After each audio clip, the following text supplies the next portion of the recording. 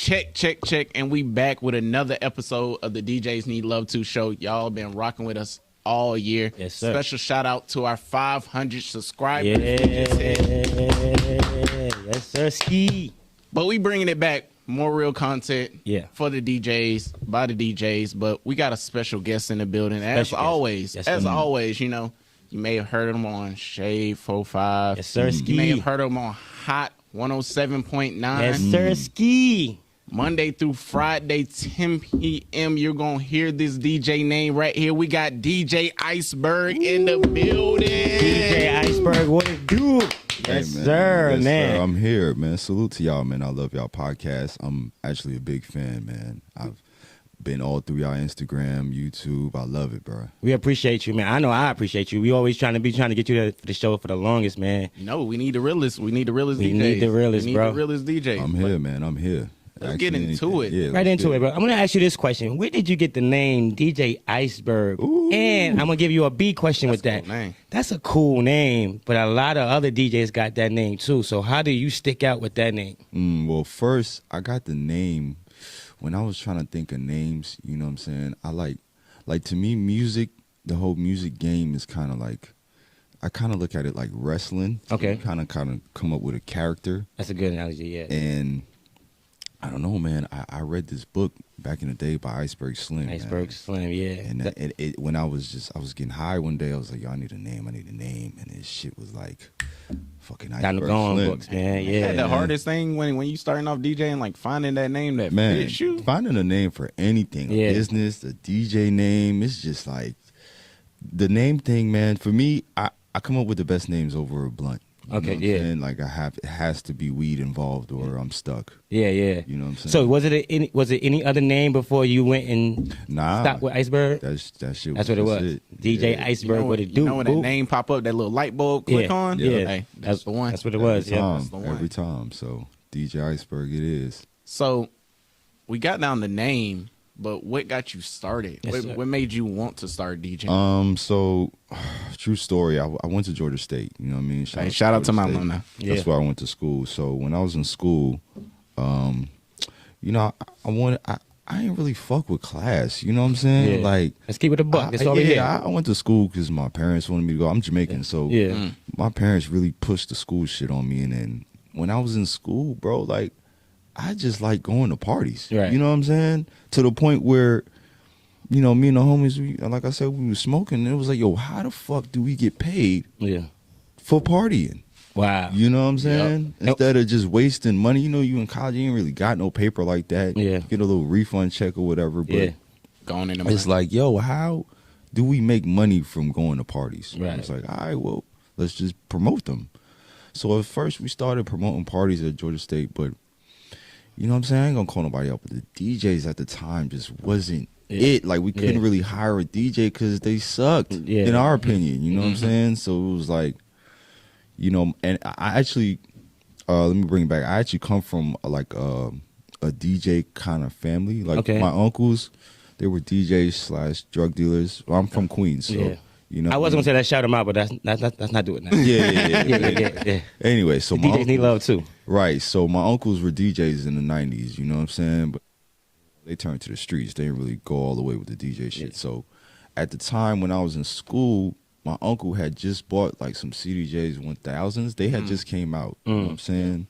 So he just had them in the crib just chilling, you know what I'm saying? Because he was doing what he was doing. So one day I was with him and I was like, yo, let me hold the turntables, bro. Like, I want to learn how to DJ, and I think I can fucking turn that shit into something. Yeah. You know what I'm saying? At first, it took me asking him like 3-4 times because, you know, the CDJ 1000 is like $1,500 a side. Yeah. And then he had a mixer, so shit was damn near like $5,000-6,000 worth of equipment. So he was kind of like, nah, my nigga, I don't know about that one. But I'm like, bro, you using it for fun. I'm like, I'm in school. And at the time, I was 21, so I just turned 21. I'm like, yo, I think I can, you know, we're already doing the party shit. Like, I think I can DJ. So, long story short, I finally got the equipment, took it to my man's crib, and then just every day, bro, we get high, and then I start playing music. Yeah. And then that shit turned into house parties. We tested it out, like, all right, we're going to have a house party. Then, you know, it turned into everything, bro. What really helped though was the house parties, because at the time, my main crew in college, they all just became the Noops. You know what I'm saying? Like, I'm the Noops too, but I crossed 2 years after them. Okay. So they just became Kappas. So our house parties weren't regular house parties. If you're in college, you already know. We had like house parties. It's like the movies. If y'all go to college, y'all know how the greets go and stuff like that. Yeah, exactly. You know how the parties get. We ain't gotta say no more. You know how the parties get. Yeah, so I really got a lot of practice though doing them house parties. Okay. Man. So I was gonna ask you that question too. Yeah, because it's like, you know what I'm saying? Hands on. If you fuck up, it's a house party. Who gives a fuck? Yeah. You know what I'm saying? It ain't the club. Yeah. So I started with house parties, then worked my way to the clubs, and then. But I started from the very, very bottom of DJing, bro, from house parties. So let me segue into this question. What's the difference, in your opinion, DJing then versus DJing now? Oh, man. Now, I feel like now you ain't really got to, you ain't really got to have no real skill to DJ no more. You know what I'm saying? You can get a laptop, get a bunch of songs, for free and press the sync button. Yeah, you know what I'm saying. It was a lot hard.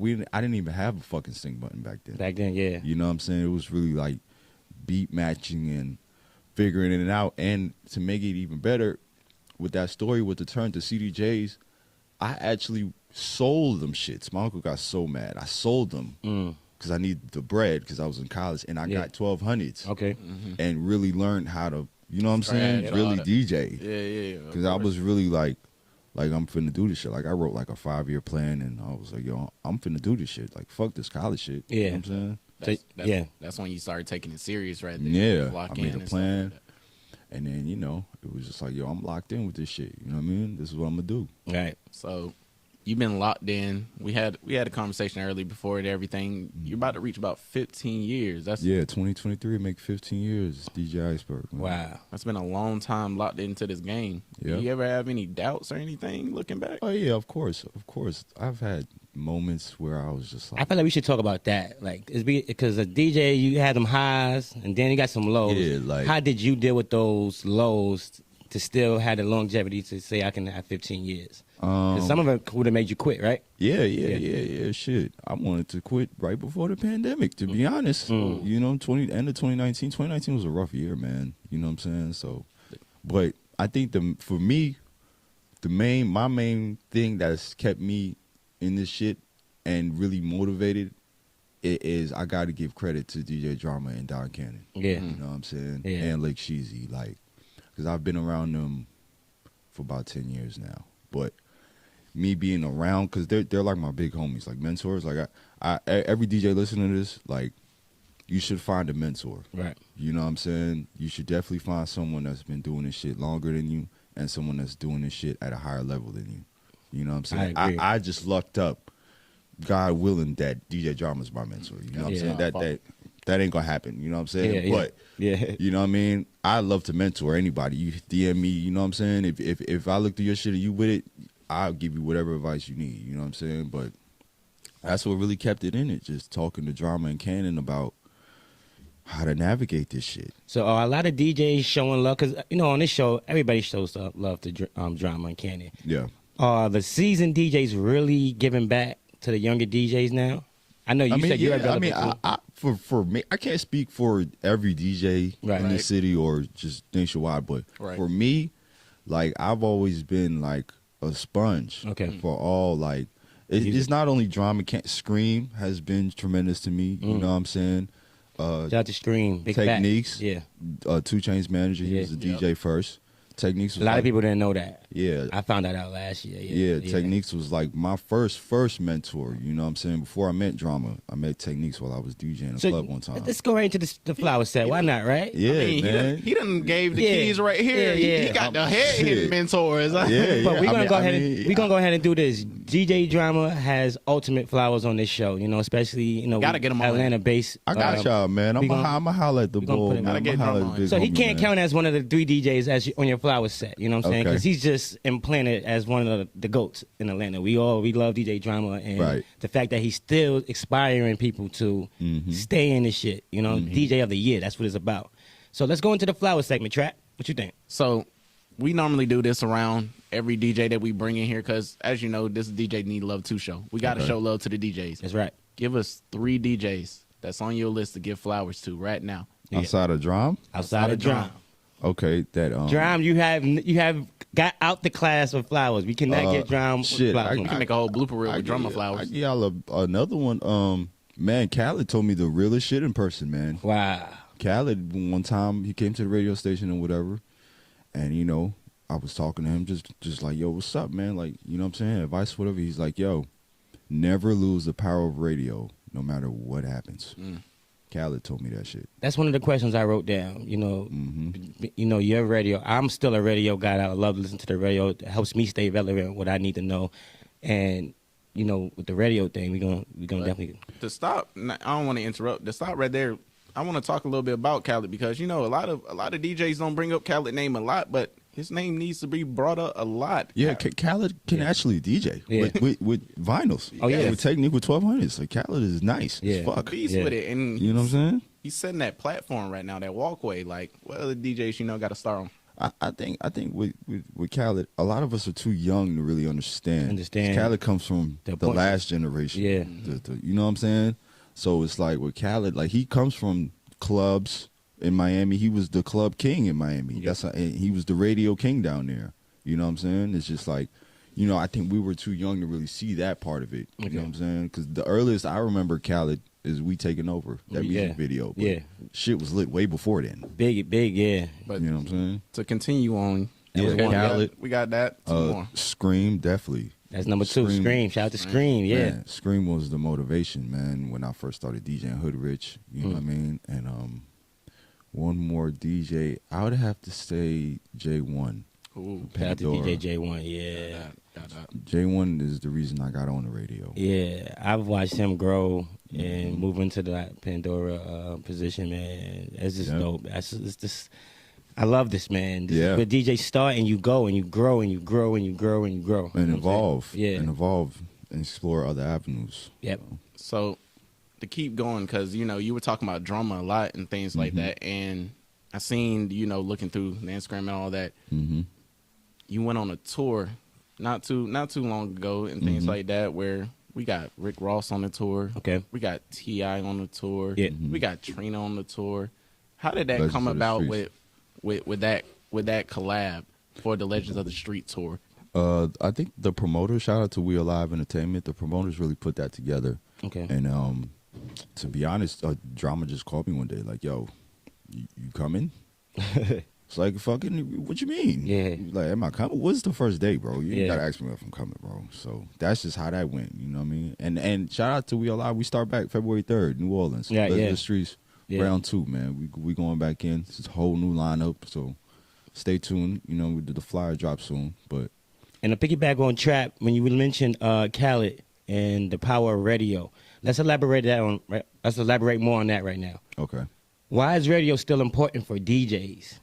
I think for in my opinion, I think radio kind of solidifies you as like a professional industry DJ kind of thing. Kind of like, you know, everyone plays ball, but only some niggas is in the NBA. Right. You know what I'm saying? Or the NFL or whatever. So it's kind of like, it's kind of like just a professionalism with it. Like, you know, because we obviously when you're on the radio, you know, you just privy to more information in the music business, whether music, like I usually get music or I hear music before. I get invited to shit before, or just little shit like that. It's not really that big of a deal anymore like it used to be, but it still has its perks. So what was that route for you?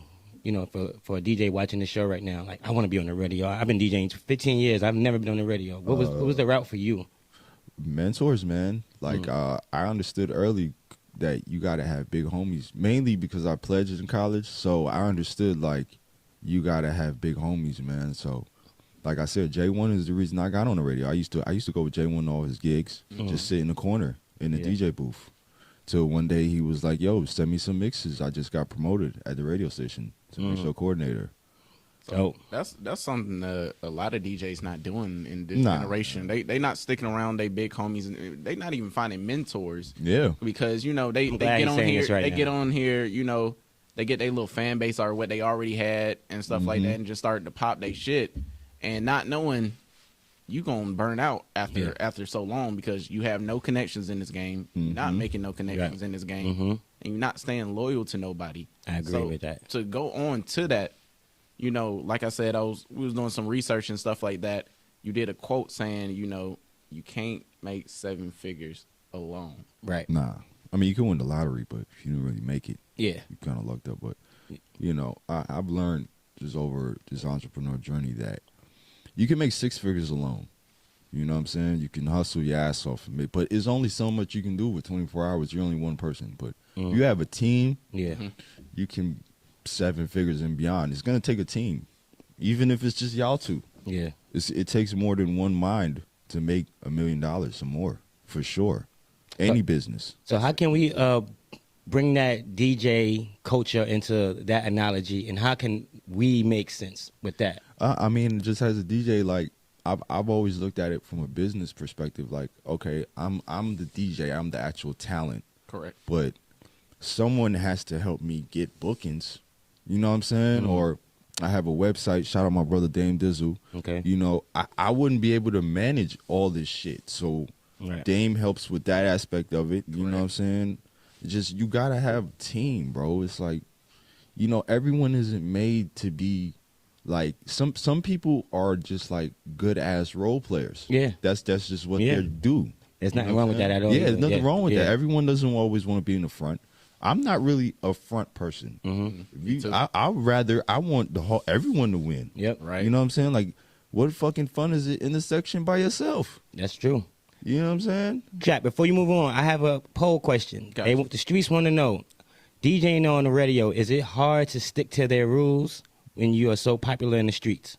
Nah, I mean, not for me. I mean, it might be it might be hard. You know what I'm saying? I think that DJing is like, for radio, like I said, it's just like playing basketball in the streets and playing basketball for the league. That's right. It's like there's certain protocol you have to abide by if you're going to do this at a professional level. It has nothing to do with. And on top of that, it's only fucking 20, 30 minutes that you gotta, and after that, go back to what you was doing. But I'm sure you've seen many DJs walking in with the ego and then walk out the door, you know what I'm saying? Because everyone's not built to be in a corporate environment. Right.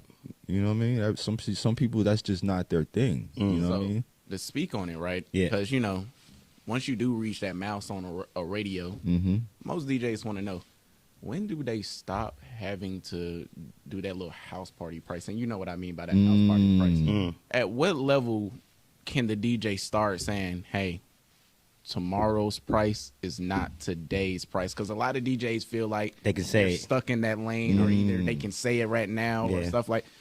When is it that you can start being like, nah, I want more? That is a tricky question. And it's tricky because a lot of DJs cannot say that. Right. They got to stop saying that. You got to earn those. Right. And then on top of that, if you've been rocking with a promoter and they've been paying you a certain fee, and this has happened to me. Like, I'm rocking with niggas pay me a certain fee, and then something happens, like I get on tour. You know what I'm saying? Or I go out, get on the radio, or I've done like 106 in Park. I remember the first time I raised my prices because I used to do 106 in Park. You know what I'm saying? So after that first episode, man, I had we had a little team, DJ IceBerg, me, and I'm like, listen, man, when we get back to the A, none of that shit is going on, bro. I don't care if I have to sit out. Yeah, not valid. You know what I'm saying? Like, I'll step back to move forward. Yeah, you know what I'm saying? And I think that's another thing too. Like, a lot of DJs are afraid to like say no. Yeah, you know what I'm saying? Because they don't want another nigga come take their shit. Like, nah, bro. If you know the value and the skill set you bring to whatever you doing, then you need to stand on that shit.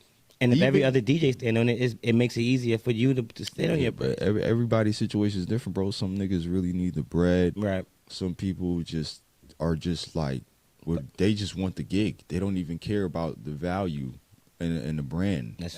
That's another one. They just want the gig. They just want the look. Yeah. You know what I'm saying? And there's nothing wrong. Sometimes you got to do things for the look, but you know, at a certain point in your career, you got to step back and just reanalyze everything. So let's get to the nitty gritty. You know, the fans, you know, they know we got DJ IceBerg on the show. They got some questions. They like, what? Yeah, let's get it. Let's talk tour. I'm here. What's the craziest thing happened to you on tour as a DJ? Oh shit! You got the next one. Let's get into it. Crazy. The craziest thing that happened on tour. You done been with some people now. Yeah. Yeah, I've been on a lot of tours, man. The craziest thing. What do you mean, like in the like? It don't matter if it was wild as far as girls. It don't matter if it was a fight. It don't matter what it was. We talking about the crazy. It can be an epic moment where it just the moment just went. That comes to mind. Oh man, First thing that comes to mind. This is funny. I the Legends of the Streets tour with fucking Boosie tour State Farm Arena. That was pretty crazy. Okay. Anything Boosie do crazy. Yeah. Boosie walk out there in the energy. Yeah. That shit was crazy. Whatever transpired or whatever. It's like he got on stage. He was late. He got on stage. Okay, so what happened was, this is crazy. Security DJs, because me and Drum was going in between the acts. So Drum told Boosie's DJ to go set up his laptop or whatever. So he set up his laptop. He went on. Fucking security came and closed this nigga's laptop. Boom. I've never seen no shit like that before. I've never seen the actual security come and touch a DJ's laptop. Cartel Sosa? I know you know me do Boosie shows. I don't know his name, man, but it was Boosie's DJ for sure. But he came and closed this nigga laptop, and then all hell broke loose. Wow, disrespectful. In front of 20,000. It should still be on the internet. Did they ever explain that though? Like, come on, you in front of a crowd. Bruh, that was the craziest moment I've ever seen, because all hell broke loose. You know what I'm saying? Like, you don't play with niggas from Louisiana, man. Like, they tore the stage up. Speakers start flying. Wow. It was a lot. It wasn't no concert after that. So it definitely wasn't. It wasn't. So you was backstage. I was on the stage. Oh, you was on the stage. What happened was, when I saw his laptop shut, I walked my ass off. I was like, it's on. They're about to kill these niggas. You know what I'm saying? Because the music is playing and the shit just stopped. Right. You know what I'm saying? But it stopped because security closed this shit. I was like, I'm out of here. But that's crazy disrespectful to the DJ bro, too. I've never seen no shit like that, bro. I've seen some crazy shit, DJ. I've never seen that one at a concert. At a fucking 20,000 venue. Right. You know what I'm saying? So bouncing off of that one, what's the worst situation that happened to you? To me? On tour. On tour? Laptop malfunction or late? Of course. I'm never late. Yeah. Okay. I don't do the late thing. I try to be early as hell to everything. I haven't really had no crazy experiences on tour. I tend to be pretty on point on tour. You know what I'm saying? I've had crazy shit happen here in Atlanta in the club. Yeah. I've had liquor spill on my shit, party done. That's you know what I'm saying? getting. I've had liquor spilled on the CDJs. I've had liquor spilled on my laptop, you know. Spilled on your laptop and you had to DJ the next day? There ain't no DJing if you spill on your laptop the next day. Yeah. I want to know how you handled what you did. Shit. Did you go get a new laptop? And I had to get a new laptop because none of the buttons were working. The screen was still working, but the fucking you get liquid on the buttons, it's over. Mm-hmm. So let's get into it, because I know you rock with a lot of different artists and stuff like that. Yep. Mm-hmm. You ever came into the encounter where you've been involved in artist beef as a DJ? No. I'm not a rapper, bro. Yeah. All business. Yeah. This is wrestling, bro. I'm not one of the wrestlers. Yeah. You know what I'm saying? I'm in the back. Yeah. I'm the DJ, bro. Yeah. I don't. Yeah. So what do you have to say to those artists who kind of involve the DJs in their beefs? Like who? I've seen like 2 artists that have literally gotten the DJ. I was gonna say I know. Actually, at the end of the day, I've never really been like when I DJ for somebody or whatever, it's business, bro. Right. Not that we not friends, but I respect the game. I'm glad you're saying this. Yeah. I respect the game, bro. Like if unless you want me to just pull up, I'm not finna just be trying to be friends with no musicians, man. Like you know what I'm saying? Like I don't know. That kind of sounds kind of negative. Not that I'm not friends. 'Cause I'm friends with hella rappers, but I'm not really. Groupie.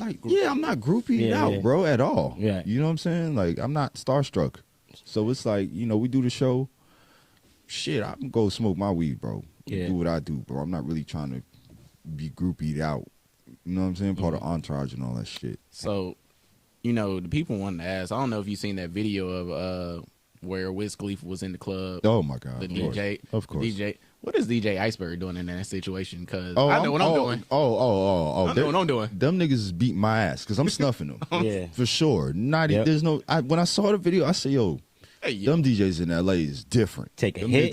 Them niggas got patience like a motherfucker. Because it wouldn't happen up north, and it wouldn't happen down south. It can happen anywhere. I wouldn't say that. You know what I'm saying? But what I'm saying is, like, for me personally, I would have made TMZ for getting my ass beat. Because I'm hitting the security nigga first. The nigga that's holding me back from Wiz. I'm taking him first just to let niggas know, like, I don't give a fuck. Don't disrespect me. Damn sure don't disrespect me in front of everybody. Let's go to this one. What's a major key for any new DJ right now? You know, a lot of people look up to DJ IceBerg. You know, they was really on us about getting you on the show. We got you here. Let's give them one major key because when they got to come back to the show. They're gonna give them more keys. Brandon. Let's talk about it. Brandon in 2000. We were gonna say 23. It's imperative, man, because there's too many platforms. Yeah, there's too much opportunity to make a brand and make a name for yourself. So even me, man, I have a whole new shit for 2023 rebranding process that I'm about to go through. You know what I'm saying? So it's like branding for me. That's the most important. Being able to brand yourself online. Yeah. Not just doing gigs and doing radio, because all that shit is cool, but you gotta take advantage of where we at in life. I agree, man. You know what I'm saying? And the phones is everything. The platforms, you got Twitch, YouTube, Insta, Twitter. You know what I'm saying? You name it. Whatever platform you want to really take over, it's up for grabs right now. So as Trap mentioned, you go on the radio at a good prime time hours. When do you find time to even practice and get music and things like that? Every day, bro. I do this music shit I download music every day. Songs come to my email every day. You know, I'm on the radio Monday through Saturday, so I literally do like mixing radio. I do about 13 to 14 hours a week. Wow. You know what I'm saying? So that's the practice right there. Yeah. You know what I'm saying? So, you know, to end it all off, is there anything you got new coming up that you want the people to know about IceBerg or anything? Yeah, man. I got my company now, Soundville Music. I signed an artist, Chris J. Okay. We got 2 songs out right now. We got an EP coming in February. I got the tour, Legends of the Streets Part 2. Make sure y'all go get them tickets. Yeah, it's on. If you search Legends of the Streets 2023, the first date is in New Orleans, February 3rd. So I got, you know, hopefully no crazy shit happens again this time, but that's coming up. And, you know, just, you know, staying in shape, man. I want to be like next year, I'm going to focus more on like lifestyle. Yeah. Showing more of my life. So, you know, I go to the gym every morning. I'm going to start showing that on Instagram. You can't wait for it, man. I want you to look at that camera right now. Yeah. Why do DJs need love, bro? Man, DJs need love because we control the music, bro. Like, don't get all this streaming shit fucked up. Like, you still gotta have a DJ. You gotta have the music, and you gotta have our opinions, because right now we're the only people gonna tell you your shit is whack or your shit is fire. Like, other people gonna tell you it's fire, but most of the time they just trying to be your friend. You know what I'm saying? A lot of us ain't really trying to be friends no more. We'll tell you like it is, like, yo, this shit is fire, or not, like, this shit ain't it. You know what I'm saying? So DJs definitely love, man. We keep the party going, keep the music flowing. You feel me? Well, check. That is another episode of the DJs Need Love 2 show. If you like the content that you seen here, make sure down below right now, like, subscribe, and go in that comment section. Tell us what you want us to ask the next question. Tell us some DJs you want to be on the show. Make sure you go keep tapping that like button. That way all your friends can see this video right now. And we out. So what are some pro tips that you would give to DJs out there when coming to using the program Serato? Well, for one, download the update, Serato 3.0. It's a whole different ball game.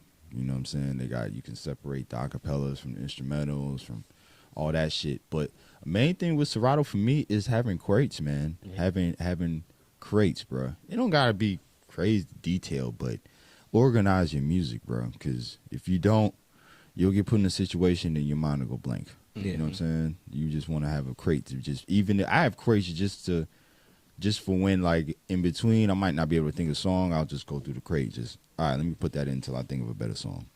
Wow. I thought I was the only one that did that, bro. Yeah. I got like a thinking crate. Yeah, that's what it is. Like, you know what I'm saying? Like, because sometimes, you know, you'll be DJing and or you might be on the phone or somebody might be talking to you and then the song about to end and it's like, fuck. Instead of thinking, just go through, put something in and then, you know what I'm saying? That's a tip, man. That's a gem, man.